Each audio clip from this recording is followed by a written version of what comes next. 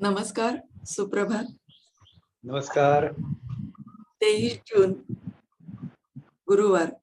हर हफ्ते की तरह हम जीवन का भारतीय प्रतिमान व्याख्यानमाला, जो Bhishma series of IKS talks में Bhishma school of Indic studies की ओर से आयोजित की गई है। मैं स्वाति यादव आप सभी का बहुत बहुत स्वागत करती हूँ। हमारे मार्गदर्शक है दिलीप केळकर सर। सर प्रणाम। प्रणाम। श्लोक से हम सत्र की शुरुआत करेंगे। ओम पूर्णमदः पूर्णमिदं पूर्णात् पूर्णमुदच्यते पूर्णस्य पूर्णमादाय पूर्णमेवावशिष्यते। ओम शांति शांति शांति। धन्यवाद। मैं सर से अनुरोध करती हूँ कि वो अपना सेशन शुरू करें। आज का हमारा विषय है सामाजिक संगठन वर्ण प्रणाली का भाग 1। पिछले 2-3 सत्रों में हमने भारतीय सामाजिक व्यवस्थाओं के बारे में और भारतीय सामाजिक संगठन के बारे में, भारतीय और अभारतीय ऐसे दोनों में अंतर क्या है, इनको समझने का प्रयास किया है। भारतीय समाज जीवन के सभी पहलू धर्माधिष्ठित होते हैं। व्यवस्थाएं धर्माधिष्ठित होती हैं। व्यवस्था धर्म के अनुसार उनका गठन होता है, उनका संचालन होता है, प्रवर्तन होता है। श्रेष्ठ व्यवस्थाओं से समाज श्रेष्ठ बनता है, लेकिन केवल व्यवस्था श्रेष्ठ होने से समाज श्रेष्ठ नहीं बनता। उसके साथ में उन व्यवस्थाओं को श्रेष्ठ ढंग से चलाने वाले श्रेष्ठ लोग जब तक नहीं होते, व्यवस्थाओं को बिगड़ना बहुत स्वाभाविक होता है। इसका बहुत अच्छा अध्ययन, बहुत अच्छी समझ हमारे पूर्वजों को थी। इसलिए उन्होंने केवल श्रेष्ठ व्यवस्थाओं का निर्माण नहीं किया, तो इन श्रेष्ठ व्यवस्थाओं को संचालित करने वाले श्रेष्ठ मानव कैसे निर्माण हो, वह उन व्यवस्थाओं में योग्य ऐसे स्थान पर अपनी पात्रता के अनुसार उस व्यवस्था से कैसे जुड़ पाए, इन सब का विचार करके समाज जीवन की रचना खड़ी की थी। भारतीय जीवन का हम जब विचार करते हैं या जीवन के प्रतिमान की बात करते हैं, तो यह सब मिलाकर जीवन बनता है। इनमें से एक भी पहलू में कुछ खामी रह जाती है, त्रुटि रह जाती है, तो जीवन में समस्याएं निर्माण होती है। हमने ये भी जानने का प्रयास किया था कि भारतीय जीवन यह ऐसी एक बात है कि जो सभी मानव जाति की समस्याओं को निर्मूल कर देता है। प्राकृतिक समस्याओं को, उन समस्याओं में सबसे जो विकट समस्या है, या जो जिस समस्या की ओर बाकी सब समस्याएं आपको ले जाती हैं, वह समस्या है मृत्यु की। मृत्यु का भय जो है, यह प्राकृतिक समस्या में, यानी थक जाना, भूख लगना, समय पर भोजन नहीं मिलना, ये सब समस्याएं प्राकृतिक समस्याएं हैं। लेकिन ये सब समस्याएं आपको मृत्यु की दिशा में ले जाती हैं, और मृत्यु का भय सबसे बड़ा भय होता है। भारतीय जीवन इस प्राकृतिक समस्या का जो सबसे बड़ा भय है, मृत्यु का भय, उससे मुक्त करती है। बाकी जितनी भी समस्याएं मानव जाति के सामने, ये सब मानव निर्मित समस्याएं हैं। और भारतीय जीवन का जो कण कण में भगवान है, चराचर में वही आत्म तत्व है जो मुझ में है, और इसके लिए इनके साथ मेरा आत्मीयता का, प्रेम का, सहानुभूति का, कुटुंब भावना का नाता है। ऐसी भावना होने से ये सारी समस्याएं, मानव निर्मित समस्याएं निर्मूल हो जाती हैं। तो इन सारी मानव निर्मित समस्याओं की जड़ जो होती है, स्वार्थ में होती है, स्वार्थ पर आधारित परस्पर संबंधों में होती है। इनका स्थान जब कुटुंब भावना ले लेती है, तो मानव जीवन की सारी समस्याएं निर्मूल हो जाती। अब ऐसी व्यवस्थाएं और ऐसी व्यवस्थाओं के लिए श्रेष्ठ मानव निर्माण के लिए ऐसा सामाजिक संगठन, इनका विचार हमने पिछले 3 व्याख्यानों में किया है। इस व्याख्यान में हम अब इस सामाजिक संगठन की जो मुख्य मुख्य प्रणालियां हैं, हमने देखा था कि इस सामाजिक संगठन को हमने वर्णाश्रम धर्म के नाम से पहचाना था, जाना था, प्रस्थापित किया था। धर्म तो वही करता है जो संगठन से अपेक्षित होता है, उस इकाई को बनाए रखना, क्योंकि धारणा का अर्थ ही बनाए रखना है, बलवान बनाए रखना, श्रेष्ठ बनाए रखना, दीर्घ काल तक वह चले, इसे धर्म कहते हैं। और संगठन का भी काम यही होता है, तो अपना जो उद्देश्य है उसमें सफल हो और दीर्घ काल तक उस उद्देश्य को सफल करता रहे, तब वो संगठन अच्छा होता है। तो यह जो हमारा सामाजिक संगठन है, उसे वर्णाश्रम धर्म के नाम से जाना गया है। अब इस वर्णाश्रम धर्म के 2 मुख्य पहलू बनते हैं, एक तो है वर्ण प्रणालियां और दूसरी है आश्रम प्रणालियां। हम अब शुरुआत कर रहे हैं वर्ण प्रणालियों के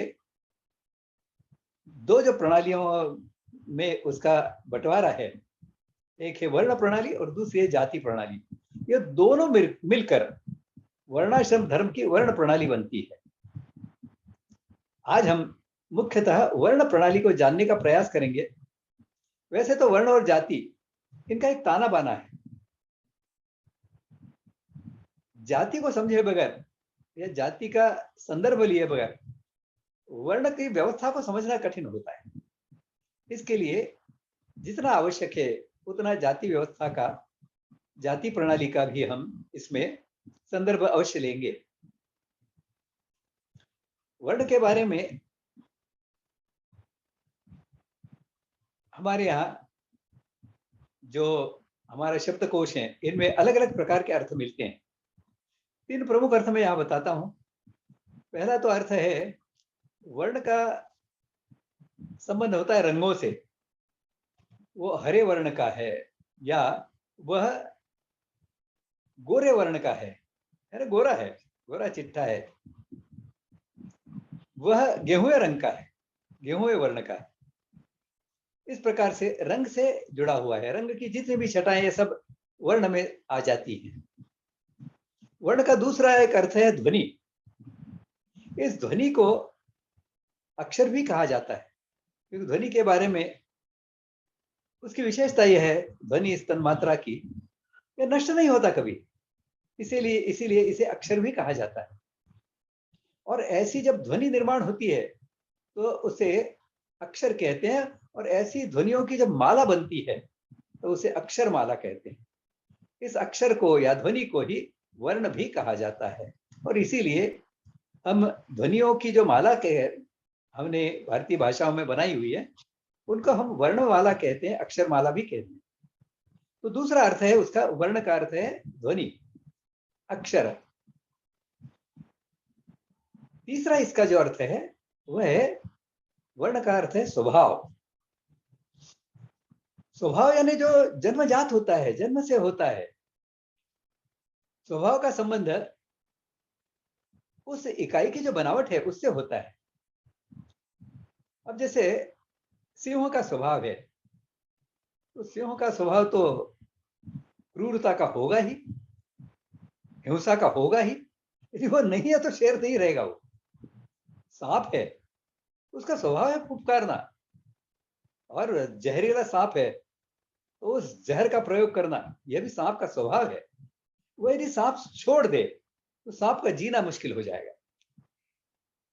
तो उसकी जो बनावट होती है, उस बनावट के अनुसार उसका स्वभाव भी होता है।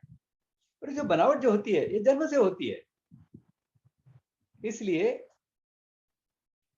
वर्ण जो होते हैं, ये यानी जो स्वभाव होते हैं, ये जन्म से होते हैं। इसके बारे में एक उक्ति बहुत प्रचलित है। कहा गया है, जन्मना जायते शूद्रः संस्कारात् द्विज उच्यते। इसे समझने से पहले हमें वर्ण और जाति का थोड़ा ताना बाना क्या है, इसको संक्षेप में समझना आवश्यक है। वर्ण 4 प्रकार के हैं। भगवत गीता में भगवान ने स्पष्ट किए हैं, चातुर्वर्ण्यम मया सृष्टम गुण कर्म विभागशः। और इन 4 वर्णों का विवरण 18वें अध्याय में भगवान करते हैं। एक विप्र वर्ण है, ब्राह्मण वर्ण है, दूसरा है क्षत्रिय वर्ण, तीसरा है वैश्य वर्ण और चौथा शूद्र वर्ण। चारों वर्णों के जो स्वाभाविक कर्म है उनका उल्लेख 18वें अध्याय में किया गया है। और इसीलिए उन श्लोकों में कहा गया है ब्रह्म कर्म स्वभावजम, जो स्वभाव से है, जो उसके बनावट के कारण जो सहज उसके लिए है, उससे संबंधित है ये वर्ण। और इस दृष्टि से भगवान जब कहते हैं मैंने 4 वर्ण निर्माण किए हैं, वे स्वभाव निर्माण किए, 4 प्रकार के स्वभाव के लोग परमात्मा ने सृष्टि में निर्माण किए हैं। करता ही रहता है, ऐसा नहीं है कि एक बार निर्माण किया और छोड़ दिया मानव जाति के ऊपर। यह जो वर्णों का संतुलन है, यह भी समाज में परमात्मा बनाए रखता है।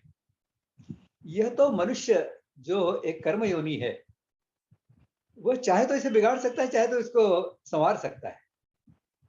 यह मनुष्य अपने प्रमाद, आलस और अपनी जो पतन की ओर जाने की सहज गति है, उसके कारण परमात्मा की जो बातें हैं, जो प्रकृति है, उनको भी बिगाड़ता रहता है, उनको विकृत करता रहता है। वास्तव में मनुष्य को कर्मयोनि जो बनाया गया है, परमात्मा ने कर्मयोनि का वरदान दिया है मानव को, वह इसलिए नहीं कि वह विकृति की दिशा में जाए, वह संस्कृति की दिशा में समाज जीवन को ले जाए। यह अभिप्रेत है। और इसकी इसीलिए भारतीय समाज में हमेशा केवल प्राकृतिक है, जो मूल है, जो मूल होता है वह प्राकृतिक होता है, और जो प्राकृतिक होता है उसे मूल्य कहते हैं। अब हमारे जो तथाकथित विद्वान हैं, उनको मूल्य और संस्कृति इसमें अंतर समझ में नहीं आता। वो कहे जाते हैं कि मूल्यों की उपासना होनी चाहिए, मूल्य का ह्रास हो रहा है। अरे भैया मेरे, मूल्य का ह्रास नहीं होता है, यह तो मानवता का, मानव की मानसिकता का ह्रास होता है। मूल्य जो प्राकृतिक है वो तो वही है, वह नहीं बदलते। जो मूल में है, प्राकृतिक है। मानव का काम, मानव जाति का काम तो यह है कि जो मूल में है, जो प्राकृतिक है, उसे सर्वे भवन्तु सुखिनः के साथ में जोड़कर उन्नत किया जाए, सुसंस्कृत किया जाए। और इस दृष्टि से हमारी व्यवस्थाएं और हमारे सामाजिक संगठन यह समाज जीवन को उन्नत करने की दृष्टि से निर्माण किए गए हैं। अब वर्ण और जाति का ताना बाना कैसा है, इसको हम समझते हैं। तो वर्ण 4 परमात्मा ने निर्माण किए जो स्वभावज हैं, स्वाभाविक हैं। अब इन्हें कैसे जानना, इसका एक बहुत सरल तरीका आपको बताता हूं। आप बहुत सहजता से इसको अनुभव कर सकते हैं कि किस प्रकार से यह वर्ण व्यवस्था बहुत महत्वपूर्ण बात रही होगी। आज तो हमने इसको पूरी तरह से ध्वस्त कर दिया है। एक छोटा सा प्रयोग करके देखें। जो आपकी पहचान के लिए लोग हैं, जो रविवार को या शनिवार रविवार छुट्टी लेते हैं अपने व्यवसाय से, नौकरी से, जहां भी हो, उनसे आप एक प्रश्न पूछिए कि मान लीजिए ये जो साप्ताहिक छुट्टी आप लेते हैं, ये यदि न रद्द कर दी जाए तो आपको कैसे लगेगा? 7 दिन काम करना है। आपको ध्यान में आएगा इनमें से 90-95% लोग ऐसे निकलेंगे, छुट्टी कैसे रद्द कर देंगे, छुट्टी तो चाहिए ही हमें। उसका कारण यह होता है कि वो जो काम करते हैं वह उन्हें बोझ लगता है, और इसीलिए छुट्टी मिलना उनके लिए अनिवार्य बात हो जाती है।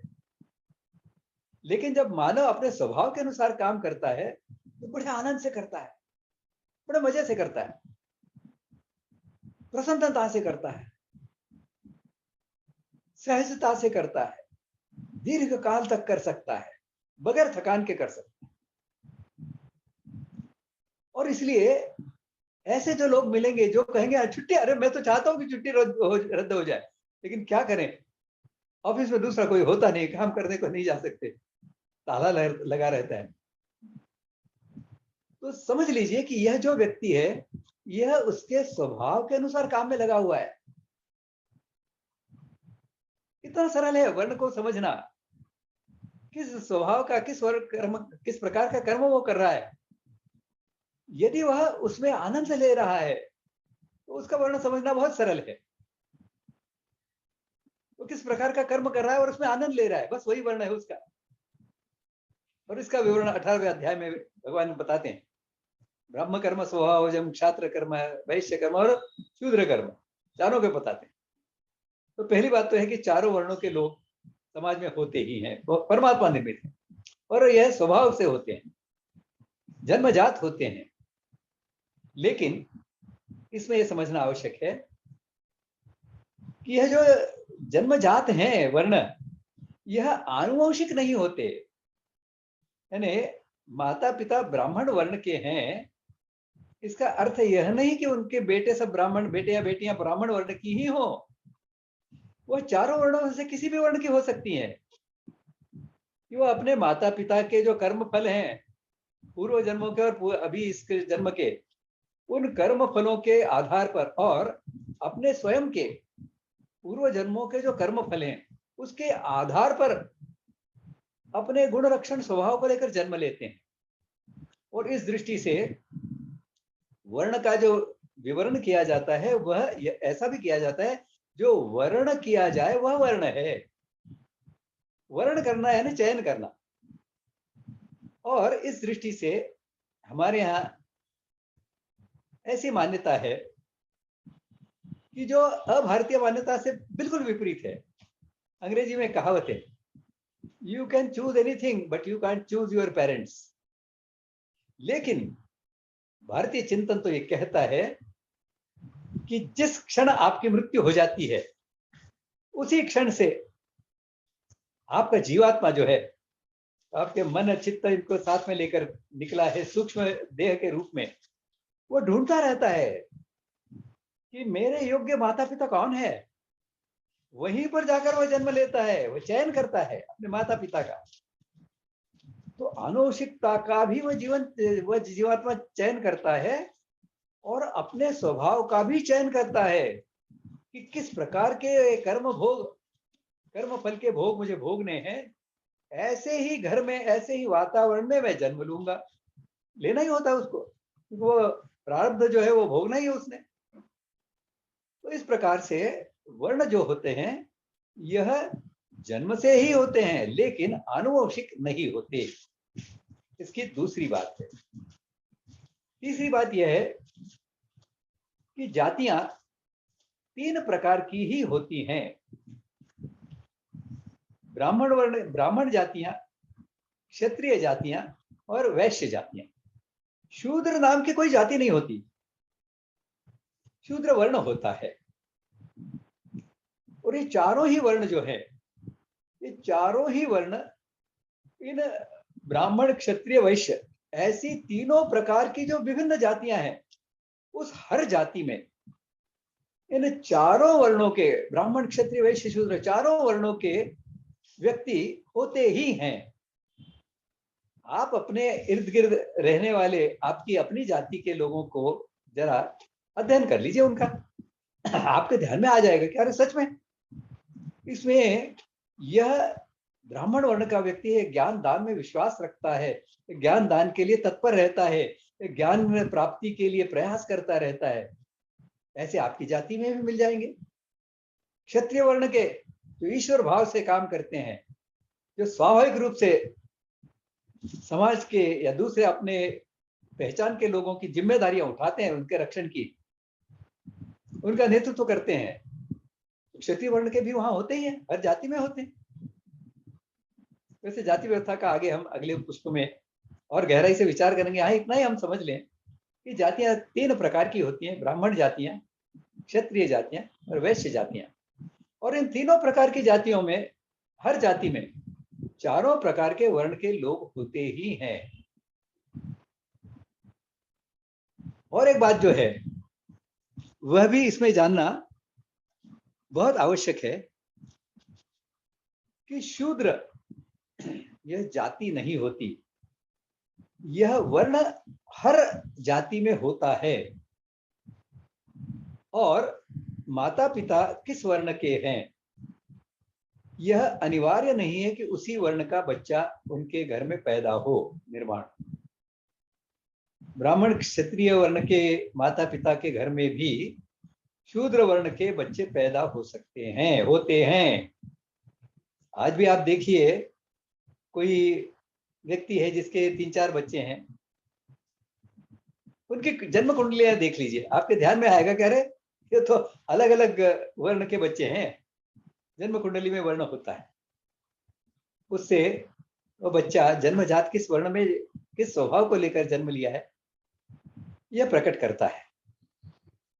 ये चारों वर्ण के जो गुण लक्षण होते हैं, इनकी भी एक विशेषता यह है कि हर व्यक्ति में, हर मनुष्य में ये चारों वर्ण के गुण लक्षण होते ही हैं।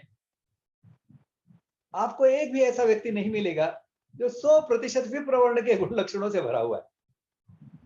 उसमें शूद्र के गुण लक्षण भी होंगे ही, कुछ मात्रा में होंगे।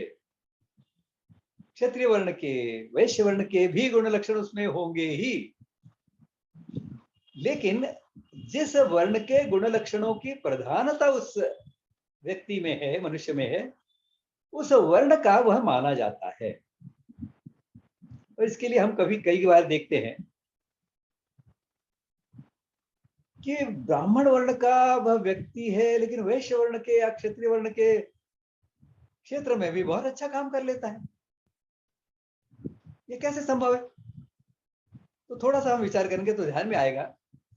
यह जो प्रमाण है, मात्रा है वर्ण के गुण लक्षणों की, यह मान लीजिए चारों वर्णों की मात्रा मिलाकर 100% हो जाता है। तो 4 वर्णों के इसमें विभाजन होने पर ध्यान में आएगा कि कोई विप्र वर्ण का है तो लगभग 40% उसमें विप्र वर्ण के गुण लक्षण है। ये मोटा मोटी बात कर रहा हूं। 35% उसमें क्षत्रिय वर्ण के गुण लक्षण है, और बाकी जो 25% बचे उसमें 15% वैश्य के होंगे, 10% शूद्र के होंगे। ऐसा हो सकता है।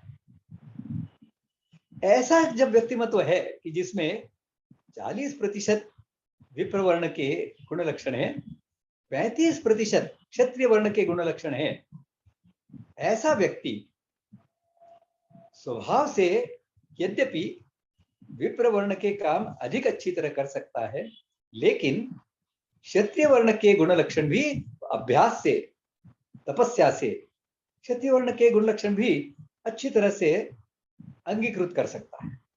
इसका उदाहरण, एक बहुत अच्छा उदाहरण आपके सामने रखता हूं। देखो, परशुराम है, अवतार माने गए हमारे यहाँ परशुराम।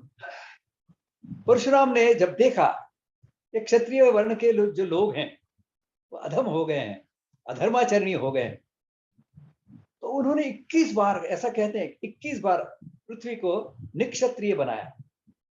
क्षत्रिय वर्ण का कोई जन्म लेता उसको खत्म कर देते। ऐसी इनकी प्रक्रिया चल रही थी। ऐसे में उन्होंने, उनका पाला श्री राम जी से पड़ गया। अब ये शस्त्रधारी वनवास में जा रहे हैं और इनके साथ में, इनके सामने परशुराम जी आते हैं और इनको कहते हैं या तो क्षत्रिय वर्ण छोड़ दे या मरने को तैयार हो जा। राम उनसे कहते हैं, अग्रतः चतुरो वेदः पृष्ठतः सशरम धनु, इदम शास्त्रम इदम शस्त्रम शापादपि शरादपि। मैं जो हूं ब्राह्म तेज से भी युक्त हूं और क्षात्र तेज से भी युक्त हूं। मैं वेदों का ज्ञाता हूं, धर्माचरण करने वाला क्षत्रिय हूं। और तब जाकर उनका झगड़ा समाप्त होता है। कहने का तात्पर्य है कि जो राम है, कृष्ण है, ये सब ऐसे व्यक्तित्व हैं जिनमें विप्र वर्ण और क्षत्रिय वर्ण के गुण लक्षण बहुत मात्रा में देखा जाए तो बहुत कम अंतर के रहे होंगे। इसीलिए वो क्षात्र तेज भी उतने ही प्रभावी ढंग से प्रकट कर सके और ब्रह्म तेज भी, जो धर्माचरण युक्त शासन चलाना है, उसका भी काम वो बहुत श्रेष्ठता से कर सकते। तो मोटी मोटी वर्ण और जाति की बातें हमने अभी जानी। अब हम इसे जानने का प्रयास करेंगे, इसको व्यवस्था में कैसे बिठाया। जन्म से तो हो गया ब्राह्मण, जन्म से तो हो गया क्षत्रिय, वैश्य, जो हो गया, व्यवस्था क्या है। वर्ण तो परमात्मा निर्मित हैं, लेकिन व्यवस्था जो है यह मानव निर्मित है। हमारे पूर्वजों की प्रतिभा का लक्षण है, उन्होंने एक श्रेष्ठ ऐसी वर्ण की रचना को खड़ा किया था, वर्ण के संगठन को खड़ा किया था, कि जिसमें हर व्यक्ति अपने स्वभाव के अनुसार अपने जो स्वभावज कर्म है वह करता रहे। तो ऐसा करने के लिए क्या क्या आवश्यक होता है, देखिए। पहली बात तो यह है कि जन्म से उसका वर्ण क्या है इसको जानो। तो इसके जानने के कई तरीके होते हैं। सबसे श्रेष्ठ तरीका तो जन्म कुंडली से पता चल जाता है उसका वर्ण क्या है। वर्ण को जानो पहले। दूसरा, वर्ण का जानने का तरीका एक ये भी होता है कि गर्भावस्था में स्त्री दो रुद कही जाती है। जब बच्चे का हृदय तैयार हो जाता है, बच्चे की इच्छाएं, आकांक्षाएं, मन सक्रिय होने लग जाता है, तो गर्भवती जो होती है उसके अपने स्वभाव के साथ में अपने बच्चे के स्वभाव का भी प्रकटीकरण होने लग जाता है। और उनको जानना, उनकी पूर्ति करना, यानी उस वर्ण के बच्चे के गुण लक्षणों की शुद्धि वृद्धि के प्रयास तब से शुरू हो जाते हैं जब से वो गर्भवती है। तो इस गर्भवती के जो लक्षण है, उसकी जो पसंद है नापसंद है, उसके आधार पर भी वर्ण का अनुमान लगाया जा सकता है। और ऐसे और भी 5-6 तरीके हैं जिनसे अलग अलग आयु में वर्ण की निश्चित की जा सकती है। तो सबसे पहले तो वर्ण प्रणाली का मुख्य काम यह है कि जन्मजात जो वर्ण है उसे समझना, जानना। जन्म की कुंडली नहीं बनी है तो फिर उसके स्वभाव से जानना। इस स्वभाव को कैसे जानना, तो चाणक्य बताते हैं, लालयेत 5 वर्षाणि 10 वर्षाणि ताड़े। 5 वर्ष तक बच्चे का लालन पालन करो, लाड प्यार से उसको बढ़ाओ, कोई कठोरता का व्यवहार उससे नहीं करना है। उस बच्चे को लगे जैसे मैं राजा हूं इस घर का, मेरे लिए सब जीते हैं। सहजता से, मुक्तता से वह घर में विचरण करे, अपने को जो अच्छा लगे वही करे। बस बड़ों का काम तो इतना ही है, वो अपने को आहत न कर ले, अपने को हानि न पहुंचाए। ऐसे कामों से उसे उसका मन दूर हटाना। मारना पीटना तो बहुत दूर की बात है, कठोर शब्दों में प्रयोग करने नहीं करना। ऐसा करने से बच्चा सहज अपना जो जन्मजात स्वभाव है उसके अनुसार व्यवहार करता है। तो इस व्यवहार को जानने से उसका वर्ण समझ में आ जाता है। अब यह जन्मजात वर्ण तो समझ लिया, गुण जन्म कुंडली से नहीं समझ में आया या जन्म कुंडली नहीं बनी है, तो 5 वर्ष तक लाड प्यार करने से वो जो मुक्तता से जो व्यवहार करता रहा है, विचरण करता रहा है, उससे समझ। अब यह जो वर्ण समझ में आया है, इस वर्ण के जो गुण लक्षण हैं उनकी शुद्धि और वृद्धि का प्रयास करो। मैंने जैसे बताया कि चारों वर्ण के गुण लक्षण तो होते ही है। अब जिस वर्ण की प्रधानता है उस वर्ण के गुण लक्षणों को, उनका शुद्धिकरण, उसमें मिलावट न हो।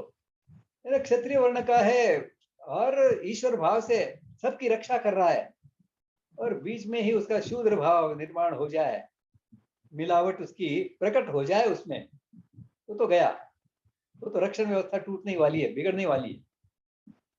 इस कारण उसके वर्ण के गुण लक्षणों की शुद्धि और वृद्धि और तीव्र बने, इसके लिए संस्कार और शिक्षा की व्यवस्था करनी, शिक्षण प्रशिक्षण की व्यवस्था करनी होती।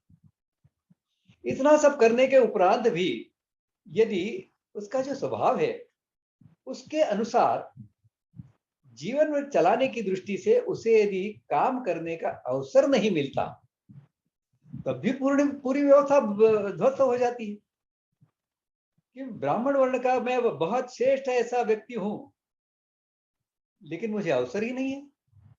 अब द्रोणाचार्य का उदाहरण देखिए आप, यह ब्राह्मण तेज और क्षात्र तेज दोनों इनमें है, लेकिन इन्हें अपना ब्राह्मण तेज और क्षात्र तेज बनाने का अवसर ही नहीं दिया समाज में, और इसके कारण समाज का बहुत नुकसान हुआ। महाभारत का पूरा युद्ध जो हुआ है, यह द्रोणाचार्य के मन में जो द्वेष भाव है, जिसका संक्रमण सहजता से उनके शिष्यों में भी हुआ है, इसके कारण महाभारत का युद्ध हुआ है, इसके कारण बहुत हानि हुई है। लेकिन कहने का तात्पर्य यह है कि अवसर भी मिलना बहुत आवश्यक है। तो जन्मजात वर्ण के गुण लक्षणों को समझना, उनकी शुद्धि वृद्धि के लिए संस्कार, शिक्षण और प्रशिक्षण करना, और उस प्रकार का आजीवन काम करने का उसे अवसर भी मिले, यह सब मिलाकर वर्ण व्यवस्था कही जाती है। इसे हमें समझना होगा। इसे यदि फिर से स्थापित करना है तो कैसा करना है, कठिन बात है, लेकिन इसका विचार हम आगे जाकर करने वाले हैं। अभी तो हमें इतना ही समझना ठीक होगा, ये वर्ण व्यवस्था श्रेष्ठ कैसी है। समाज जीवन का हर व्यक्ति जब अपने स्वभाव के अनुसार काम करता है तो बहुत सहजता से करता है, आनंद से करता है, और जब हर व्यक्ति समाज जीवन का आनंद से काम करता है तो सारा समाज जीवन आनंदमय हो जाता है, सुसंस्कृत हो जाता है। तो वर्ण व्यवस्था का यह एक बहुत बड़ा योगदान है, समाज जीवन को सुसंस्कृत बना देता है, आनंदमय बना देता है, सुखमय बना देता है। अब इस वर्ण की जो व्यवस्था है, इसका थोड़ा आगे और हम विचार करेंगे कि वर्ण की शिक्षा, प्रशिक्षण, संस्कार ये कैसे दिए जाते हैं। तो 5 वर्ष की आयु तक तो माता पिता बच्चे के वर्ण की जांच करते रहें, निरीक्षण करते रहें, और आगे इसे गुरुकुल में भर्ती करें। जैसे मैंने बताया कि हर माता पिता किसी भी वर्ण के हो, उनके घर के बच्चे अलग अलग वर्ण के हो सकते हैं, तो घर का वातावरण तो एक वर्ण के लिए पूरक पोषक हो नहीं सकता। इसलिए बच्चों को गुरुकुल में भेजने की प्रथा परंपरा थी।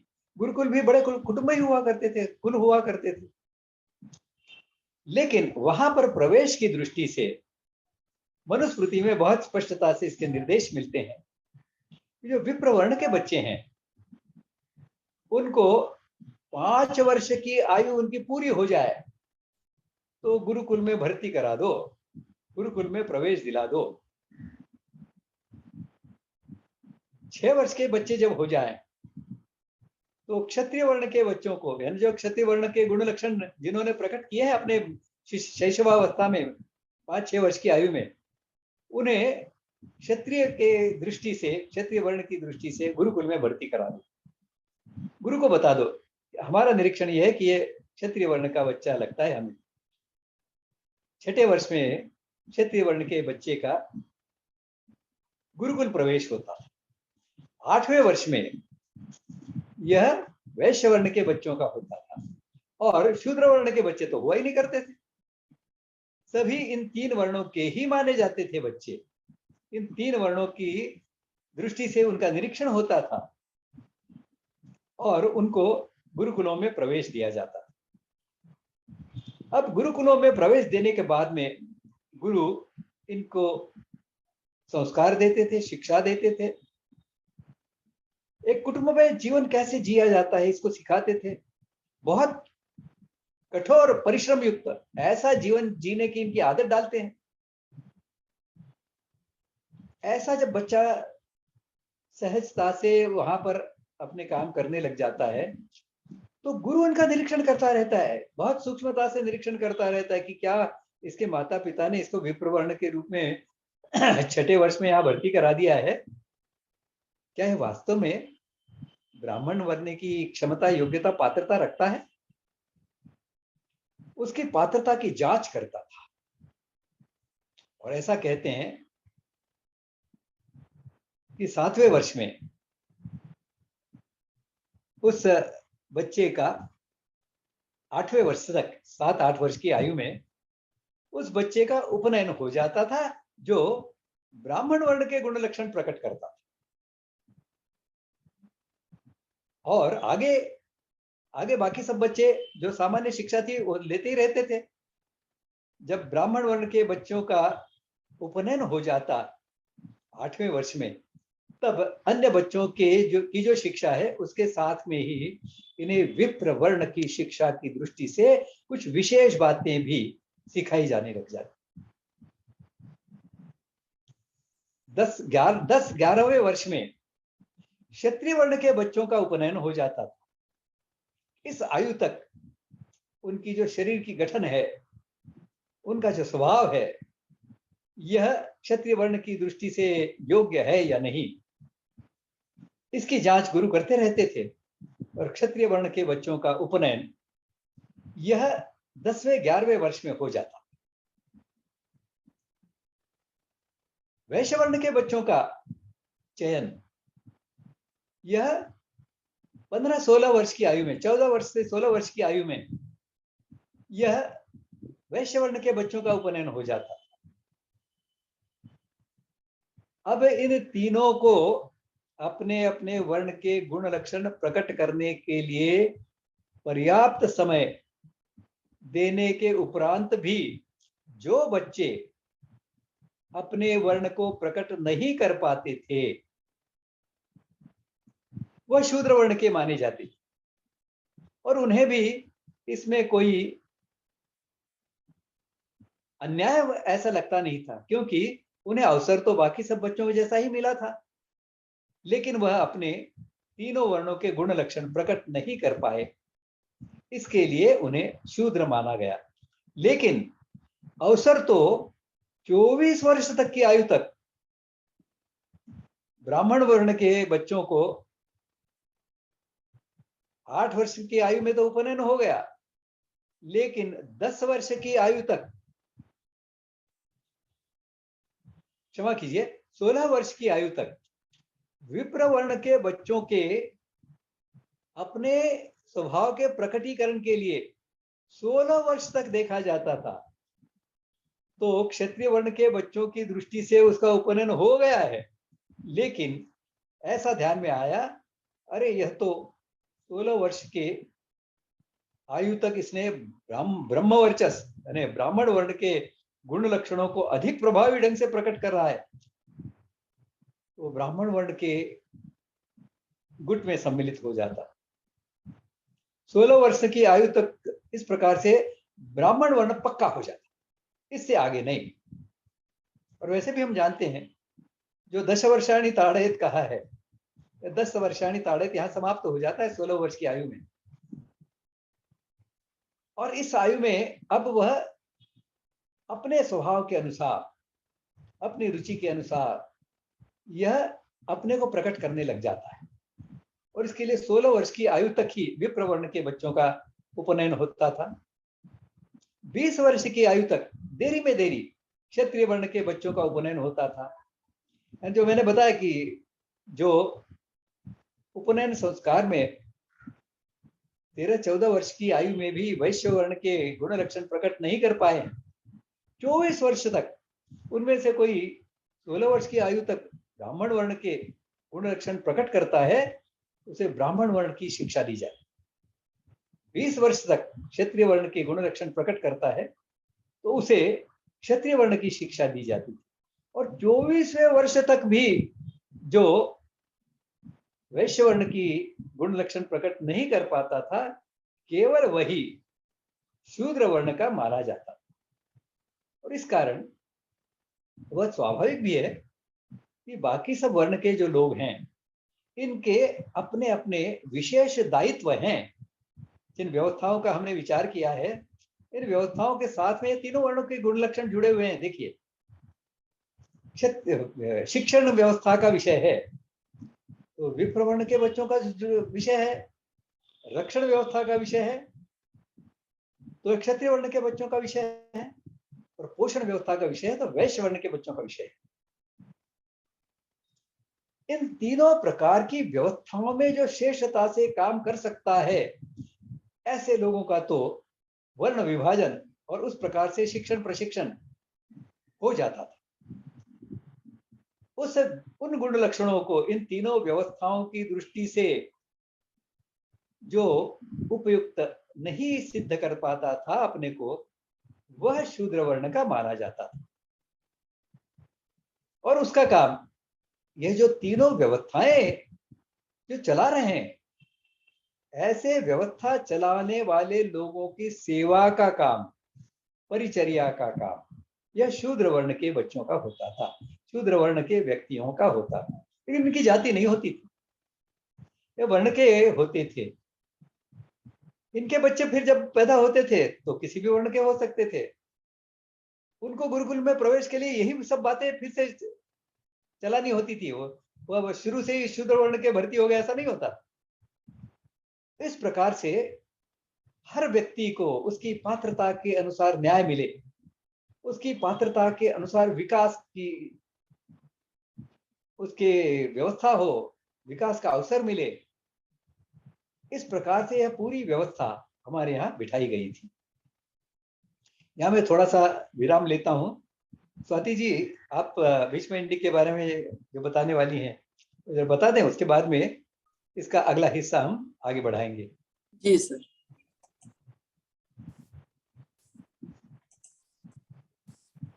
एक ही मिनट।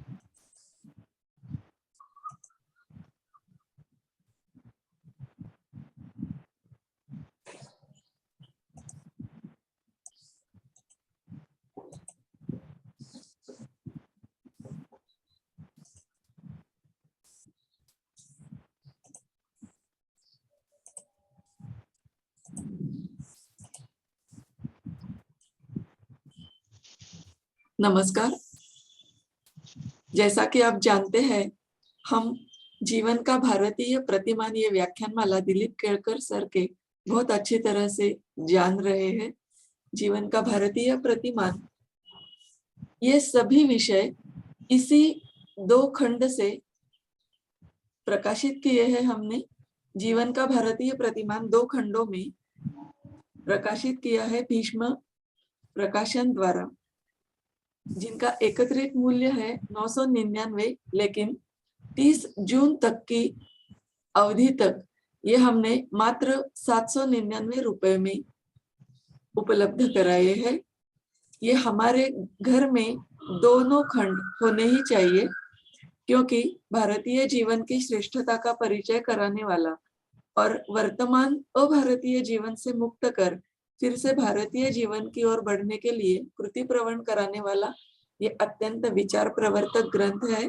तो मैं आप सभी से विनती करती हूँ कि आप भी खरीदिएगा और अपने समविचारी स्नेही जनों से भी आप जरूर कहिएगा कि ये ग्रंथ खरीदे।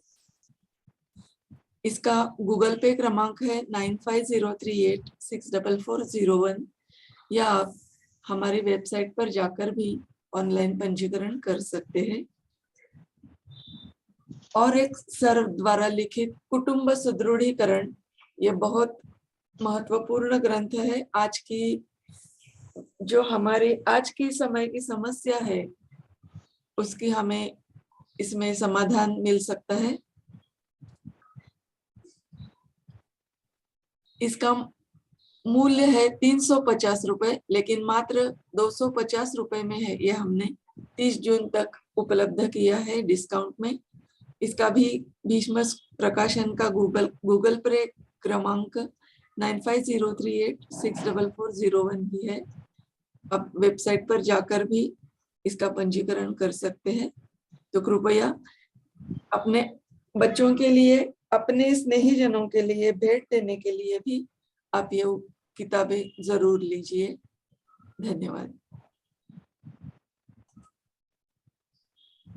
धन्यवाद स्वाति जी। हमारे आज के विषय को आगे बढ़ाते हैं। चारों वर्णों के लोग पूरे समाज में होते ही हैं। ये वर्ण की जो संगठन प्रणाली हमारी हुआ करती थी, इस प्रणाली में ऐसे प्रतिभाशाली लोग निर्माण होते ही रहते थे कि जो इन चारों वर्णों के जो गुण लक्षण हैं उनके आधार पर उन्नत होने का प्रयास करते थे। वे चारों वर्णों की जो जिम्मेदारी हमने व्यवस्थाओं की दृष्टि से तो देखी, इसके साथ में ही जो समाज में स्वतंत्रता की रक्षा है, यह भी इस वर्ण प्रणाली का बहुत महत्वपूर्ण पहलू है।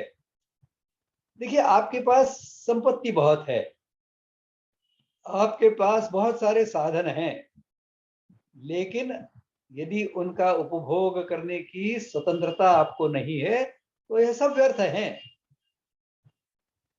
आपके बहुत सारे परिचित हैं, लेकिन उनसे बात करने की, उनके साथ प्रेम से रहने की आपको स्वतंत्रता नहीं है, तो इतने सब प्रेम युक्त व्यवहार करने वाले लोग होकर भी न होने के बराबर है। इस दृष्टि से स्वतंत्रता समाज जीवन का एक अत्यंत महत्वपूर्ण ऐसा पहलू है। जो चार वर्ण के लोग हैं, इन चार वर्ण के लोगों को इस स्वतंत्रता की दृष्टि से जिम्मेदारियां दी गई थी।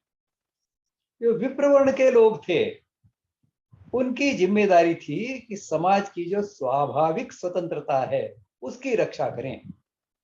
स्वाभाविक स्वतंत्रता का अर्थ ऐसा है कि मैं यदि कुछ भी काम करना चाहता हूं, मैं किसी भी वर्ण का हूं, मैं कुछ काम करना चाहता हूं जो किसी का अहित करने वाला नहीं है और मेरी क्षमता में है, मैंने मेरी क्षमता का नहीं है और फिर भी मैं करने जा रहा हूं, तो यदि मैं असफल होता हूं तो किसी का दोष नहीं है। लेकिन मैं उतनी सामर्थ्य रखता हूं और वह जो कर्म करने जा रहा हूं, काम करने जा रहा हूं, वो किसी का अहित करने वाला नहीं है। ऐसा कोई भी काम करने में कोई अवरोध खड़ा न हो, इसे कहते हैं स्वाभाविक स्वतंत्रता। समाज के हर व्यक्ति की ऐसी स्वाभाविक स्वतंत्रता की रक्षा करना, यह विप्रवर्ण के लोगों का दायित्व होता था। और इस दायित्व के कारण यह ब्राह्मण वर्ण का, विप्रवर्ण का जो व्यक्ति होता था, वह समाज में सर्वोच्च सम्मान पाता था। देखो, सम्मान तो जो समाज के लिए सबसे अधिक त्याग करेगा, तपस्या करेगा, योगदान करेगा, उसे मिलेगा, स्वाभाविक है। तो जो समाज की स्वाभाविक स्वतंत्रता की रक्षा करता है, शिक्षण, रक्षण, पोषण व्यवस्थाओं के लिए मार्गदर्शन करके योग्य प्रकार की मानसिकता, योग्य प्रकार का योग्य प्रकार का सामर्थ्य, योग्य प्रकार की पात्रता निर्माण करता है समाज जीवन में, उसे समाज में सर्वोच्च सम्मान मिलना अत्यंत स्वाभाविक है। दूसरे स्तर की स्वतंत्रता आती है जिसे शासनिक स्वतंत्रता कहते हैं। शासनिक स्वतंत्रता का अर्थ है कि मैं कोई भी काम करने के लिए इच्छा रखता हूं, करने के प्रयास करता हूं, जो मेरी क्षमता में है, करना मेरी क्षमता में है और किसी का हित करने वाला नहीं है। ऐसा कोई भी काम करने में शासन रोड़े न अटकाए, शासन किसी भी प्रकार के ऐसे रोड़े आते हैं उनको दूर करे, यह है शासनिक स्वतंत्रता। इस प्रकार की शासनिक स्वतंत्रता, यह स्वाभाविक स्वतंत्रता का ही एक हिस्सा होती है, क्योंकि स्वाभाविक स्वतंत्रता में तो सभी आ जाती है, सभी प्रकार की स्वतंत्रता आ जाती है। दूसरे स्तर पर इसीलिए क्षत्रिय को सम्मान मिलता था, क्योंकि क्षत्रिय शासनिक स्वतंत्रता की आश्वस्ति देता था समाज को। तीसरे स्तर की स्वतंत्रता यह है आर्थिक स्वतंत्रता। आर्थिक दृष्टि से कोई व्यक्ति कोई काम करना चाहता था, अपनी क्षमता के अंदर जो है ऐसा काम, और किसी का हित करने वाला नहीं, ऐसा काम करना चाहता था, तो कोई अर्थ का अभाव और प्रभाव उसे अपने कार्य से वंचित न कर पाए, अवरोध न खड़ा करे। अर्थ का समाज जीवन में अभाव भी ऐसा न हो कि जिसके कारण व्यक्ति लाचार हो जाए और अपना काम न कर सके, और अर्थ का प्रभाव, उद्दंडता भी समाज जीवन में ऐसी न हो कि जो इसको उसके काम करने की स्वतंत्रता से वंचित रखे। इसलिए तीसरे क्रमांक का सम्मान वैश्य को दिया जाता है। स्वाभाविक रूप से चौथा जो था वैश्य, शूद्र वर्ण, उसका सम्मान की जो पेड़ियां होती थी उसमें सबसे नीचे की पेड़ी पर होता। और यह बहुत स्वाभाविक और बहुत महत्वपूर्ण, आवश्यक, अनिवार्य ऐसी बात है जिस समाज में समाज जीवन के लिए बहुत त्याग करने वाला और समाज जीवन के विरोध में काम करने वाला, इन दोनों को समान सम्मान मिलता है, वह समाज नष्ट हो जाता है। जो निकम्मे लोग हैं उनको भी उतना ही सम्मान देता है जितना विद्वानों को देता है, समाज नष्ट हो जाता है, होगा ही, क्योंकि श्रेष्ठ बनने की प्रेरणा ही नष्ट हो जाती है। इसीलिए इन वर्ण व्यवस्था में हमेशा जो शूद्र वर्ण के होते थे, यद्यपि गुरुकुल में वह शूद्र वर्ण लेकर बाहर निकले हैं, फिर भी अपने कर्मयोनि होने के कारण, कर्म करने की स्वतंत्रता होने के कारण, अपने जीवन में तपस्या के आधार पर, ज्ञान प्राप्ति के आधार पर, कुशलता के आधार पर अपने को अन्य वर्णों के गुण लक्षणों से युक्त कर लेते थे, वह उस वर्ण को प्राप्त कर लेते। ऐसी व्यवस्था समाज में थी और ऐसे कई उदाहरण हमारे इतिहास में हम पाते हैं। महर्षि वाल्मीकि का उदाहरण तो बहुत प्रकट है। जन्म से तो ब्राह्मणी विप्रवर्ण के ही रहे होंगे, लेकिन उन्हें जो संस्कार वातावरण मिला वह अधम जाति का मिला और उसके लिए डकैत हो गए। लेकिन जैसे ही उनके इस विप्रत्व को आवाहन किया गया, नारद मुनि ने यह किया, उनके जो जन्मजात गुण लक्षण थे वो प्रकट हुए और उन्होंने तपस्या के आधार पर विप्र वर्ण को प्राप्त किया। ऐसे कई उदाहरण कि जन्म से तो वो किसी, जिसे हम कम श्रेष्ठ जाति के कुटुंब में जिन्होंने जन्म लिया, माता पिता के घर जन्म लिया, लेकिन अपने गुण कर्मों के हिसाब से जो जिन्होंने अपने को विप्र सिद्ध किया, ऐसे बहुत उदाहरण मिलेंगे। एक आधुनिक उदाहरण देख लीजिए, तो बाबा साहब अम्बेडकर कौन थे? कौन कहता है वो शूद्र वर्ण के थे? ऐसे कौन से काम उन्होंने जो किए हैं जो शूद्र वर्ण के थे? उनका पूरा जीवन चरित्र देख लीजिए, आपके ध्यान में आएगा। उन्होंने सबसे अधिक काम तो ब्राह्मण वर्ण के किए हैं। तो जिस प्रकार से वाल्मीकि को ब्राह्मण वर्ण से विभूषित ब्रह्मर्षि का पद प्राप्त हुआ था, ऐसा यदि बाबा साहब अम्बेडकर को भी हमारे धर्म मार्तंडों ने कहा होता कि बाबा साहब अम्बेडकर यह महार जाति में जन्मे हुए विप्र वर्ण के एक श्रेष्ठ विप्र हैं, सारी समस्याओं का निराकरण हो जाता। लेकिन दुर्भाग्य से आज भी हमारे धर्माचार्य, आज भी हमारे सामाजिक कार्यकर्ता इन बातों को ठीक से समझते नहीं है, समझ नहीं रहे, और इसीलिए यह वर्ण की उच्च नीचता की जो समस्या है ये विकट स्वरूप धारण कर रही है। सहज सम्मान, समाज जीवन के लिए जो श्रेष्ठता, जो त्याग, तपस्या करेगा उसको सम्मान मिलेगा। और देखिए, हम इतिहास देखते हैं तो इतिहास में हमें वर्णन मिलता है कि ब्राह्मण जो है यह एकदम गरीब की अवस्था में, दैन्य की अवस्था में रहता था, भिक्षावृत्ति से जीता था। उसका घर होता था तो कई ब्राह्मणों के घर ऐसे होते थे कि जिनके घर को अंदर से अटकनी नहीं होती थी, दरवाजा अंदर से बंद ही नहीं किया जा सकता था। चाणक्य के झोपड़ी का वर्णन मिलता है कि रात को चंद्रमा की किरणें उस झोपड़ी को, छत को चीर कर अंदर आती थी। तो ब्राह्मण जो इस प्रकार से दैन्यावस्था में रहता था और कहते थे कि 3-4 दिन से अधिक अन्न भी उसने संग्रहित नहीं करना है, यह उसके लिए नियम नहीं था। यह तो उसने अपने ऊपर लादा हुआ अनुशासन था।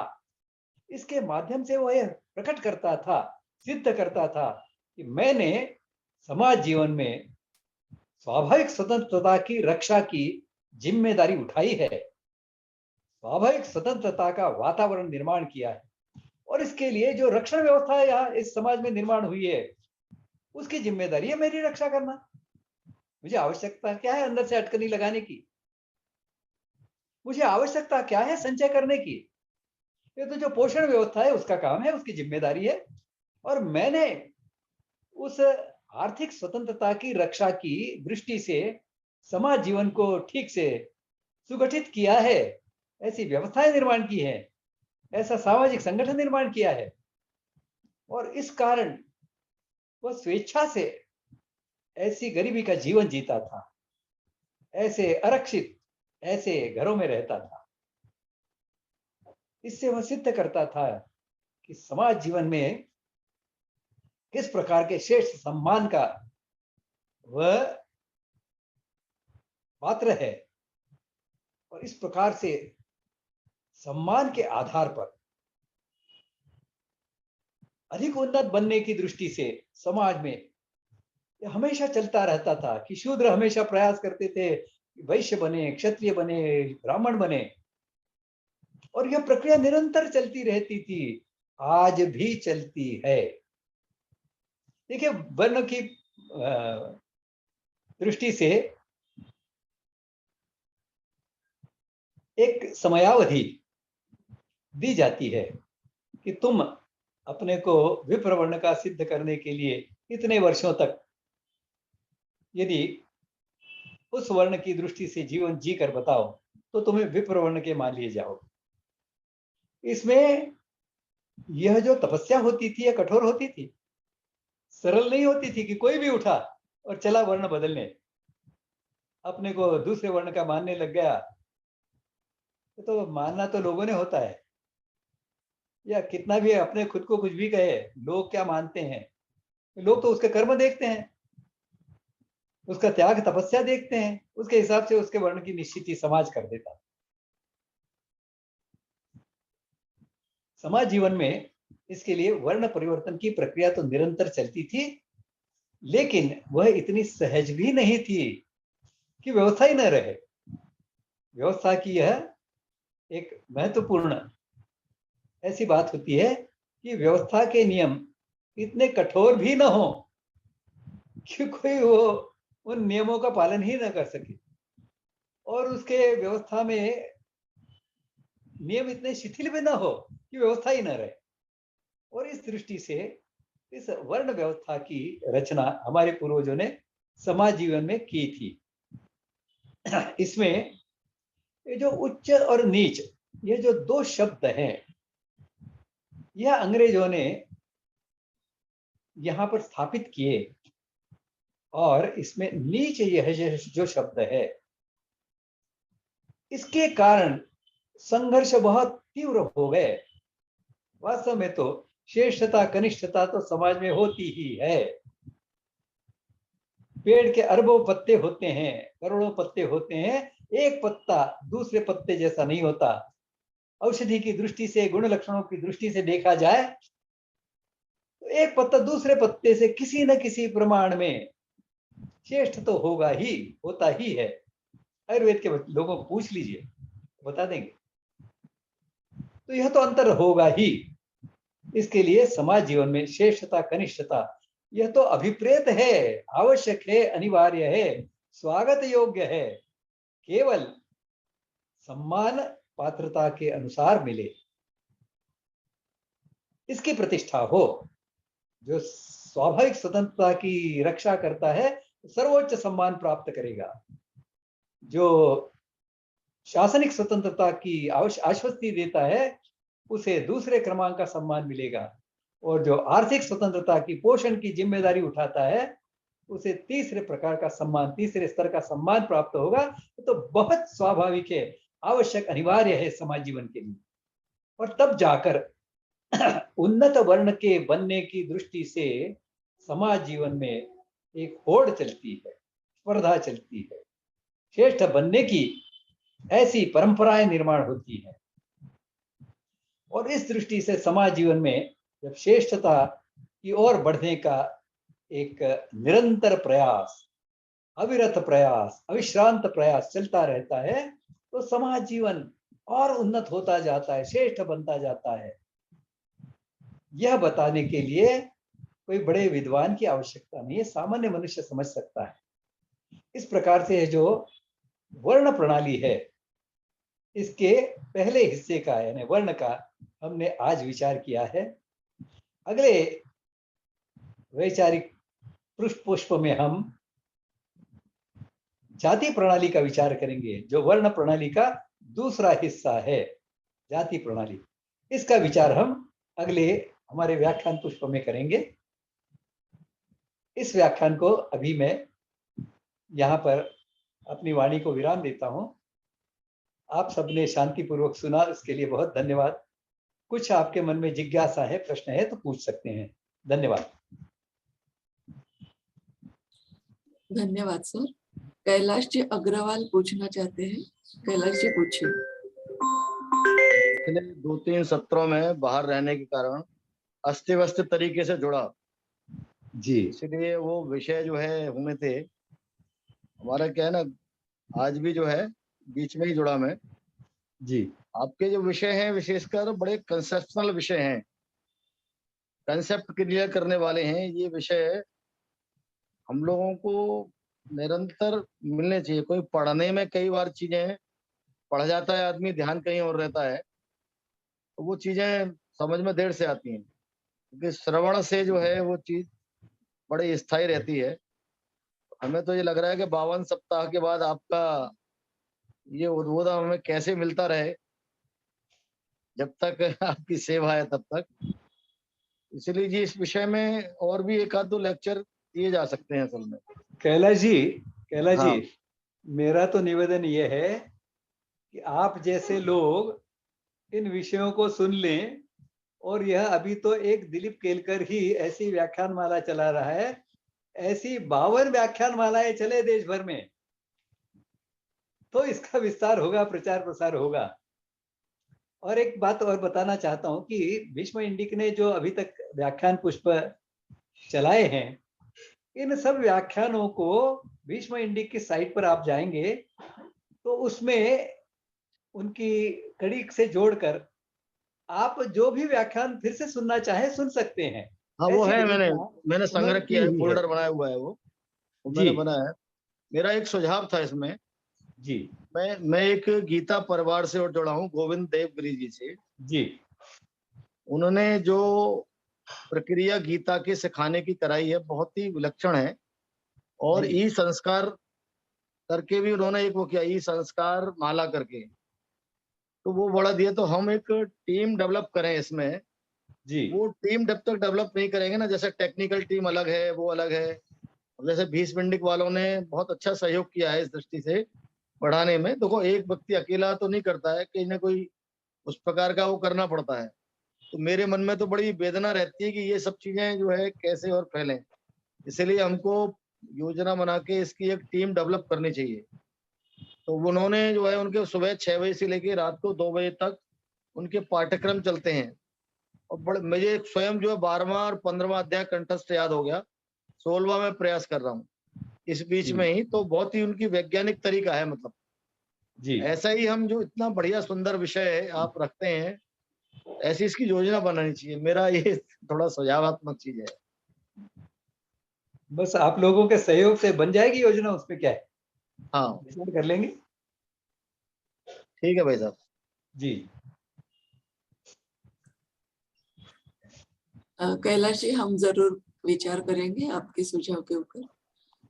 मतलब हम जैसे लोग भी उसमें क्या है, उन्होंने सब प्रकार के लोगों को जोड़ा है। जी जैसे कोई जी संप्रेषण का काम कर सकता है, कोई प्रचार का काम कर सकता है, कोई जो है उसको पोस्टर बनाने का काम करता है। ऐसे बहुत प्रकार के लोगों को उन्होंने 4000 लोगों की टीम काम कर रही है उनके, समझ लीजिए। अच्छा। और कुल कोरोना पीरियड में उन्होंने प्रारंभ किया है, 4 लाख से ऊपर जुड़ सके हैं। हर हम्म, महीने 1000 लोगों को पूरी गीता कंठस्थ याद होती है। फिर जी विवेचन सत्र भी रखते हैं, इंग्लिश में, हिंदी, 12 भाषाओं में उनका वो कार्यक्रम चलता है। जी। बहुत ही सुंदर है। मुझे तो गीता पढ़ने के पश्चात बड़ा ही, और जब आपको देखता हूँ आप गीता के जो उद्धरण देते हैं, आज 18वें अध्याय के जैसे दिया आपने, वो जी, दिया। आपका आपका मुद्दा हमारे ध्यान में आ गया। ठीक है जी। धन्यवाद। परेश देसाई, आप पूछिए। नमस्कार सर जी। परेश जी नमस्कार, कहाँ से बात कर रहे हैं आप? मैं एक्चुअली मुंबई में रहता हूँ, लेकिन अभी मैं पुणे में हूँ सर। अच्छा, हाँ। बोलिए। ये कैलाश जी ने बहुत अच्छी बात कही है, और मैं ये भी सोच रहा हूँ कि ये आप जो सब समझा रहे हैं, अगर हमारी शिक्षण व्यवस्था में इसको भी जोड़ दिया जाए तो बहुत ही उत्तम हो सकता है। और मुझे लगता है कि पहले के जमाने में कोई भी गरीब या भिखारी नहीं था, बिकॉज ऑफ ये अपनी जो सिस्टम थी उसके हिसाब से ही ये था। तो अगर ये व्यवस्था वापस ला सकती है तो आप लोग ये शिक्षण वगैरह में इन्वॉल्व है कि नहीं सर? मुझे ये जानना है। देखिए, भारतीय शिक्षण मंच की ओर से इसके लिए 3 स्तर पर कार्यक्रम हो रहे हैं। पहला तो यह है कि साहित्य निर्माण, दूसरा है पाठ्यक्रम निर्माण, और तीसरा है आचार्य निर्माण। इसमें साहित्य निर्माण के बारे में तो 2 पुस्तकों के बारे में तो स्वाति जी ने आपको बता दिया है अभी, हाँ भीष्म जी। पंडित द्वारा प्रकाशित हुए। इसके हाँ। अलावा एक ग्राम विकास भारतीय दृष्टि, ऐसी एक पुस्तक भी छपी है। अच्छा। हाँ। तो साहित्य निर्माण का काम चला है, और भी कुछ पुस्तकों का लेखन यह चल रहा है। दूसरा है पाठ्यक्रम निर्माण। तो पाठ्यक्रम निर्माण की दृष्टि से भी 2 स्तर पर काम हो रहा है। पहला स्तर है, यह विद्यालयीन स्तर है। कक्षा 1 से लेकर कक्षा 9 के लिए भारतीय जीवन ऐसा विषय रखकर 9 कक्षाओं के बच्चों के लिए एक अतिरिक्त विषय के रूप में इसका विकास किया गया है। अच्छा। तो सर और जी आप, हाँ कोई भी विद्यालय हाँ से अपने बाकी सब विषयों के साथ में एक अतिरिक्त विषय के रूप में जोड़कर इसको चला सकता है। हमारा आग्रह केवल इतना ही है, इस विषय को भी उतना ही महत्व दिया जाए जितना आप गणित को या भाषा को देते हैं। सही है। होना तो ये चाहिए कि इसको सबसे अधिक महत्व दिया जाए। अधिक, वो तो हाँ जीवन की शिक्षा है, सही। हाँ वो तो जीवन की शिक्षा है, लेकिन कम से कम अन्य विषयों जितना ही इसको भी महत्व दिया जाए। एक तो स्तर ये है, विद्यालय स्तर, और हाँ। इसके कुछ प्रयोग इस आने वाले शैक्षिक सत्र से शुरू होंगे कुछ विद्यालयों में। उत्तम, बहुत उत्तम। दूसरे स्तर पर काम हो रहा है, यह यूनिवर्सिटी लेवल पर हो रहा है। अच्छा। प्राइवेट यूनिवर्सिटी में पोस्ट ग्रेजुएट डिप्लोमा के लिए भारतीय जीवन की पुनः प्रतिष्ठापना, ऐसे विषय को लेकर पाठ्यक्रम निर्माण के लिए योजना चल रही है। अध्यापकों का प्रशिक्षण चल रहा है। अच्छा। ऐसा 2 स्तरों पर काम चल रहा है। अच्छा। बस और इसको विस्तार देने की दृष्टि से आप जैसे कुछ इसके अध्ययनकर्ता जुड़ जाएंगे तो बहुत इसको विस्तार देना संभव हो पाएगा। नहीं, जहां भी सर हमारी जरूरत होगी आप हमें जी। कभी भी बुला सकते हैं। मैं तो बहुत ही उत्सुक हूँ कि ऐसे कोई कार्य में जुड़ सकूं। मैं भी ऐसे गीता परिवार में भी जुड़ा हुआ हूँ और जी वहां जी भी मेरी सेवाएं दे रहा हूँ। और जी। गुरुजी आप इतना अच्छा काम कर रहे हैं ना, आपको साष्टांग दंडवत प्रणाम है। बहुत ही बढ़िया काम कर रहे हैं सर जी। परेश जी, आप बाद में जरा एक बार फोन पर बात करिए ना, तो थोड़ा अधिक विस्तार से इस विषय को लेकर, शिक्षा के विषय को बात कर सकेंगे। ओके सर जी, ओके जी, धन्यवाद। चलिए, धन्यवाद। हर्षद परब अगला सवाल पूछेंगे। हेलो, आवाज आ रही है क्या? जी। हाँ, बोलिए। हाँ, नमस्कार गुरुजी। आपको धन्यवाद बहुत बहुत ये व्याख्यानमाला लेने के लिए। मैंने आपके दोनों खंड खरीदे हैं और अध्ययन चालू है। मैं थाने से बात कर रहा हूँ। मेरा ये अनुभव है कि जो आज विषय आपने लिया वर्ण काम, उसको लेके काफी कटुता फैल गई है, काफी संभ्रम है, मतलब और काफी अहंकार भी हो गया है कि जैसे शूद्र है या उच्च जाति का है जो जन्म से है आज की परिस्थिति में, तो उनमें ये इस विषय को लेके सुनने की भी परिस्थिति नहीं है, मतलब उनको कोई सुनकर लेने का भी, उनको कुछ सुन के लेना भी नहीं है। इस विषय में ऐसा शॉर्टकट तो नहीं कहूंगा, बट प्राधान्य से क्या किया जा सकता है आज की परिस्थिति में? नहीं, इसीलिए आप जो कह रहे हैं बिल्कुल सही बात है, ये वास्तव है आज का वर्तमान का, ये वास्तव है कि वर्ण व्यवस्था या इसकी बात करनी तो गालियां देने के लिए होती है बात। हाँ, इसके बारे में कोई सुनने को तैयार नहीं है, यह वस्तुस्थिति है। लेकिन प्रश्न ऐसा है कि क्या यह मानव जाति के हित की बात करती है क्या? तो करनी तो यही रहती है, करना तो यही पड़ेगा। बस हमें थोड़ा सा अपनी वाणी को संयम के साथ में उपयोग करना होगा। जहां तो कोई प्रामाणिकता से इसे समझने का प्रयास कर रहा है वहां तो समझाइए उसको, और जहां कोई अच्छा। झगड़ने के लिए आया है उससे कह दीजिए कि क्षमा कीजिए, आपके विचार भिन्न है, हमारे विचार भिन्न है, हम आपके ऊपर विचार थोपने नहीं आ रहे, आप हम पर विचार नहीं थोपिए आप। अच्छा। तो आगे तो इसी प्रकार से बढ़ना होगा। जो प्रामाणिकता से जानने की इच्छा रखते हैं उनको समझा दो, झगड़ा मत लो। हाँ, क्योंकि हम तो सोचते हैं कि हम सब साथ से एक ही है, बट सामने वाला उस परिस्थिति से नहीं होता है, तो हम लोग वाद विवाद में फंस जाते हैं। और फिर हाँ। थोड़ा सा सबको ऐसा ही होता है कि हमारा ज्ञान है, तो हमारे पास थोड़ा सा अहंकार होता है, तो उसी बेसिस पे थोड़ा सा वाद विवाद हो जाता है, तो उससे काफी मतलब ऐसे मित्र परिवार भी कभी कभी दूर होने लगते हैं, तो हाँ, संभ्रम इसीलिए में थोड़ा। कटुता न आए, उसमें कटुता न आए, हम्म। इतना हमने देखना चाहिए, टूट न जाए हमारे संबंध। अच्छा। संबंध बनेंगे तो बात होगी, संवाद होगा।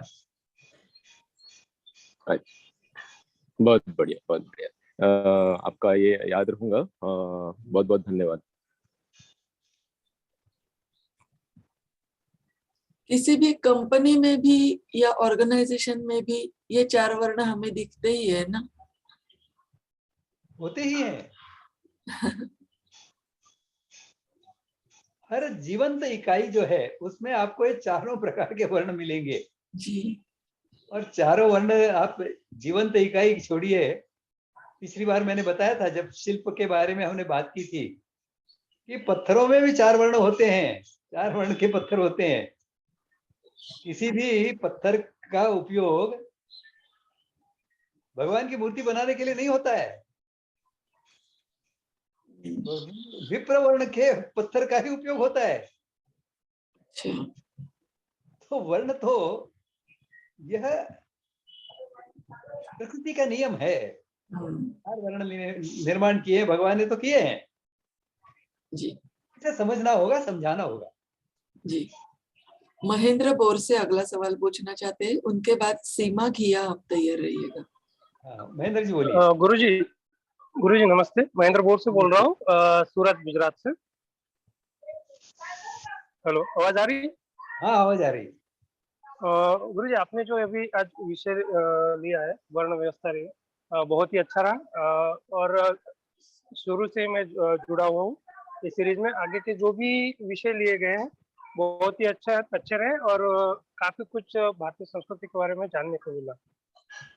और गुरुजी, आपसे अलग से तो कॉल करूंगा, मुझे स्वदेशी जागरण मंच यानी उसका विस्तार किस तरह से कर पाएंगे उसके बारे में जानना था थोड़ा, तो मैं आपको कॉल कर सकता हूँ बाद में कोई? बिल्कुल बिल्कुल, अवश्य फोन करिए, बात करेंगे और आप और हम मिलकर क्या क्या कर सकते हैं उसका विचार करेंगे। धन्यवाद गुरु। आपका नाम क्या बताया?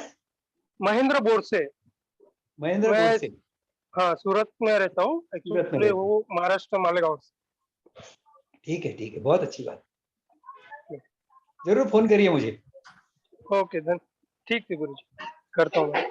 सीमा जी आप पूछिए, उनके बाद प्रसाद जोशी, आप तैयार रहिएगा। नमस्कार सर। नमस्कार। नमस्कार गुरुजी। प्रणाम। मैं एक आपसे एक मार्गदर्शन चाहती थी कि जो हमारी भारतीय सभ्यता है और हमारी जो मान्यताएं हैं और हमारा जो आध्यात्म पे विश्वास है, ये आजकल की पीढ़ी में नहीं दिखता, और मैं खास तौर पर मैं अपने बच्चों को में देखना चाहती हूँ, लेकिन नहीं दिखता। कहीं तो मेरी ही गलती थी कि हम लोगों ने उनको कॉन्वेंट स्कूल में डाला और वहां से वो लोगों की शिक्षा हुई, तो उन्होंने भारतीयता कभी पढ़ी ही नहीं। लेकिन अब अगर मैं चाहूँ तो क्या मार्ग अपनाना चाहिए कि उनमें ये थोड़ी सी इसकी तरफ उनका रुझान हो? देखिए, पहली बात तो इसमें यह है कि हमारे व्यवहार में भारतीयता कितनी झलकती है। हमारी हाँ। समझ भारतीयता के बारे में कितनी स्पष्ट है। हम उनको भारतीयता कैसे श्रेष्ठ है अभारतीय जीवन से, ये कितना समझा पाते हैं। इसके लिए हमारी उसकी जो समझ है भारतीय जीवन की, वह कितनी गहरी है, यह महत्वपूर्ण है। और आपने कहा है, बिल्कुल ठीक है कि आज उनकी जो आयु है, यह शिशु अवस्था से बहुत आगे निकल गई है। हाँ, बिल्कुल सही। इस कारण परिवर्तन की संभावनाएं कम होती जाती हैं जैसे आयु बढ़ती जाती है। हाँ। पेड़ बड़ा होता है तो उसको मोड़ना बहुत कठिन होता है, जब छोटा होता है तो उसको मोड़ना बहुत सरल होता है। हाँ। वैसे ही मनुष्य का भी होता है, जैसी आयु बढ़ती जाती है उसको मोड़ना कठिन होता जाता है। और इसलिए हम प्रयास कर सकते हैं उसके स्वभाव में और प्रसंगों को ध्यान में रखकर योग्य समय पर यदि हम उसको कुछ सुझाव देते हैं तो बुद्धि तो वह भी रखता है। हाँ। स्वार्थ बुद्धि तो उसमें होती ही होती है। अब ये स्वार्थ ही जब उसका दायरा बढ़ जाता है, मेरा स्वार्थ है, उसका दायरा बढ़ जाए, यदि मेरे कुटुंब का स्वार्थ है, तो थोड़ी अच्छी बात हो गई। कुटुंब का स्वार्थ और विस्तार पाए, गांव का स्वार्थ हो गया और अच्छा हो गया। तो दोनों तरीकों से, यानी एक तो यह है कि जड़ से ही उसको भारतीयता की शिक्षा दे दो, और नहीं तो आज जो उसने सीखा है वो स्वार्थ सीखा है, उस स्वार्थ को विस्तार कैसे दिया जा सकता है। देखो, व्यक्ति अपने आप अकेले में सुखी नहीं हो सकता। बाकी के लोग उसको सुख से जीने नहीं देंगे यदि वो दुख में है तो। गुरुजी, यही तो समस्या है ना, आजकल के बच्चों को पास में मोबाइल और कंप्यूटर होने से वो लोग अकेले जीते हैं। अब मतलब ये ऐसा है कि घर में आ गए तो वो लोग बाहर भी नहीं निकलेंगे रूम में से। हाँ, तो वो बिल्कुल सही हमारी बात। सुनेंगे कब, हमें देखेंगे कब हम क्या कर रहे हैं। वो देखते ही नहीं है, और इसलिए समझना भी नहीं चाहते। दिमाग के कहें तो दरवाजे बंद रखते हैं। दिलीप जी, भाई साहब, इसमें मैंने एक प्रयोग किया था। अपने प्रधानमंत्री जी ने मन की बात कार्यक्रम में यही महिला जिस तरह से है प्रश्न पूछा था, मेरे बच्चे बहुत मोबाइल पर देखते हैं, गेम करते हैं। तो मैं 1 मिनट बोलता हूँ अपनी बात को। तो अपने प्रधानमंत्री जी ने उसका उत्तर दिया कि भाई देखो, टेक्नोलॉजी से तो बच्चों को दूर कर नहीं सकते हैं। तो मैंने क्या किया, मैं बच्चा था तो मुझे सिंधु दर्शन जाता जाता मैंने, भाई बताओ कि सिंधु का टेम्परेचर कितना है वहां का। तो उसने कहा अभी बताता हूँ बाबा। तो उसने बताया कि 6 डिग्री से लेके और 14 डिग्री तक। मैंने फिर उसको कहा मैं ऐसे 5 जगह की और बता। उसको फिर 1 हफ्ते के अंदर विश्व के हर जगह के टेम्परेचर, हर प्लेनेट के सबके टेम्परेचर याद हो। मेरा कहने का मतलब है, उसको टेक्नोलॉजी से तो दूर करेंगे नहीं, उसको इस प्रकार के टास्क देना चाहिए उन्हीं कंप्यूटर्स में, मोबाइल में, नहीं, बहुत जिससे अच्छा उसकी उपाय बताया जिज्ञासा आपने। बढ़े।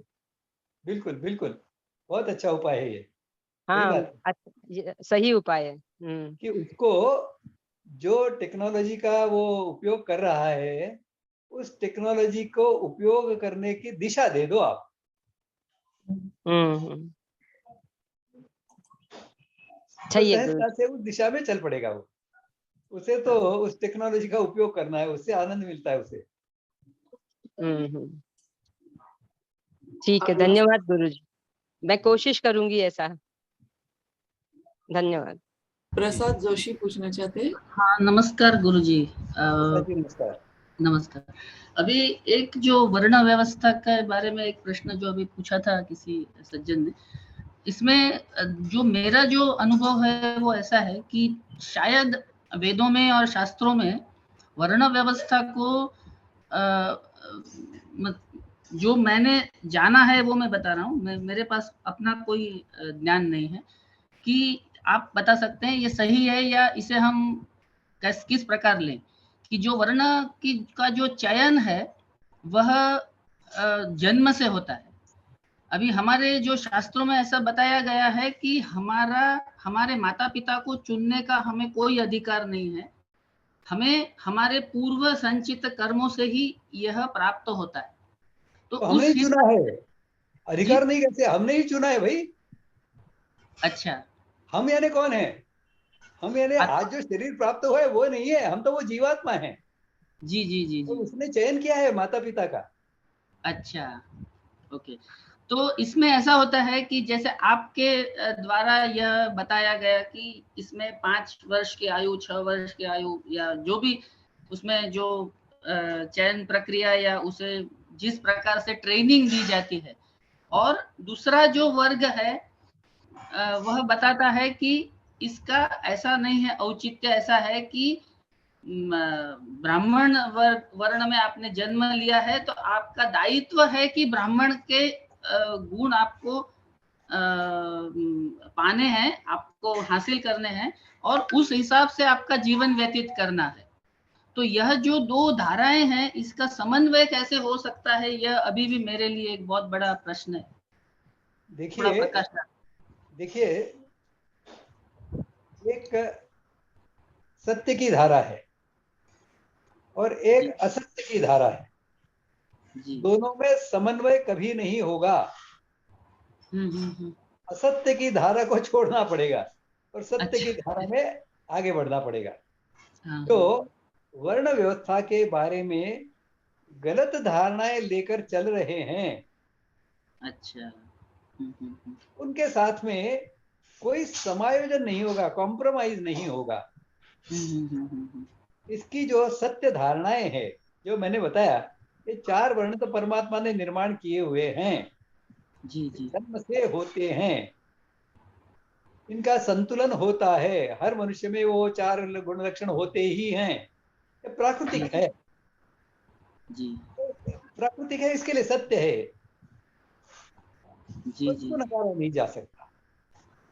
जी। आप जो बात करने वाला है उससे ही पूछिए कि भाई आपके जन्म में, आपके जीवन में कई ऐसे प्रसंग आए होंगे कि जहां आप शुश्रूषा करने के लिए, परिचर्या करने के लिए बाध्य हो गए होंगे। आपने की थी या नहीं परिचर्या तो की होगी, कभी उसके पिताजी बीमार होंगे, माताजी बीमार होंगे, तो कुछ सेवा तो की होगी उसने। जी जी। तो परिचर्यात्मक कर्म तो उसने भी किए ही हैं। और एक बात में अपने इसमें कथन में समय की कमी के कारण बताना रह गया, वो यह था कि शूद्र कर्म जो है, परिचर्या का काम जो है, यह तो हर वर्ण के व्यक्ति के लिए अनिवार्य विषय है। हर व्यक्ति को परिचर्या करना तो आना ही चाहिए। जी जी, इसे हमें ध्यान में रखना होगा। जी। नहीं तो फिर परिचर्या करने वाला जो है ना, वो बहुत बड़े सम्मान का पात्र बन जाएगा। देखिए, जी जी जी, तो मैं परिचर्या कर रहा हूँ लेकिन इतना पैसा दूंगा, या ऐसी कुछ शर्तें आपके ऊपर डाल देगा, कॉन्ट्रैक्ट। हाँ, तो वो कॉन्ट्रैक्ट हो जाएगा, फिर अभारतीय हो जाएगा तरीका। इसलिए हमारे यहाँ परंपरा तो यही थी, परिचर्या का काम तो गुरुकुल में हर बच्चा सीखता ही था, सेवा का काम करता ही था, सीखता ही था, तो अनिवार्य था सबके लिए। इसे ध्यान में रखना होगा कि जी जी, वर्ण जो है उस वर्ण के हिसाब से काम करना। और मैंने बताया जैसा आप एक प्रयोग करके आपके पास डिटेल्स आप तैयार रखिए, कोई पूछता है तो उनको कहिए देखो ये मेरा सर्वेक्षण का यह रिपोर्ट है, 100 लोगों को मैंने पूछा था, उसमें से 95% लोग कहने लगे कि मुझे तो छुट्टी चाहिए भाई, मैं नहीं चल सकता, मेरा नहीं चलेगा। 5% शायद 5% भी नहीं निकले। इतने से ही लोग ऐसे निकले कि जो जिन्होंने कहा कि छुट्टियां नहीं होंगी तो मुझे बड़ा आनंद होगा। यह है अपने स्वभाव के अनुसार काम करने का लक्षण। और बता सकते हैं आप सबको कि ये प्रसन्नता से पूरे समाज जीवन को ओतप्रोत करने की यह व्यवस्था है। लॉजिक है, बुद्धियुक्तता है। जी जी, धन्यवाद जी।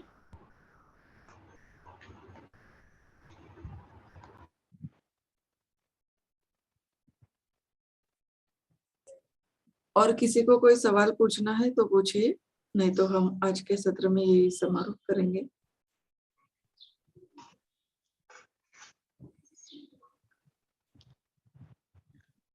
ठीक है, आज के सत्र में यही रुकते हैं, श्लोक से हम समारोह करेंगे और मिलेंगे अगले गुरुवार यानी 30 जून को। ओम सर्वेत्र सुखिनः सन्तु, सर्वे सन्तु निरामयाः, सर्वे भद्राणि पश्यन्तु, मा कश्चित् दुःखमाप्नुयात्। ओम शांति शांति शांति। सभी का धन्यवाद। आपका दिन शुभ हो। नमस्ते। दिलीप जी नमस्ते। नमस्ते। और